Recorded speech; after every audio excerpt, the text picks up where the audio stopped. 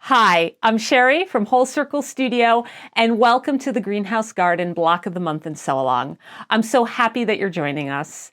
Today, I'm going to give you some tips as we begin to make our 10th greenhouse garden block.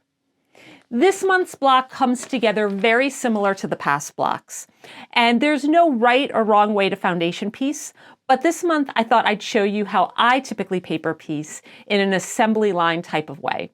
This method may not work well for everyone, but I find that I'm fairly efficient and enjoy working this way. Let's get into it.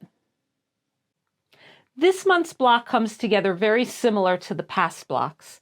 There is no right or wrong way to foundation paper piece, but this month I thought I'd show you how I typically paper piece in an assembly line type of way. This method may not work well for everyone, but I find that I'm fairly efficient and enjoy working this way. Essentially, instead of working on one paper piece at a time, I'm working through all the pieces at the same pace. First, I'll attach section 1 to all of the pieces, and then I'll go through and sew on section 2 to all the pieces. Then trim them all, then press them all, then go back and repeat the same process until all the paper pieces are full. Just for fun, I thought I'd insert what this process looks like sped up. If only I could paper piece this quickly. I don't recommend it, especially since sharp rotary blades are involved.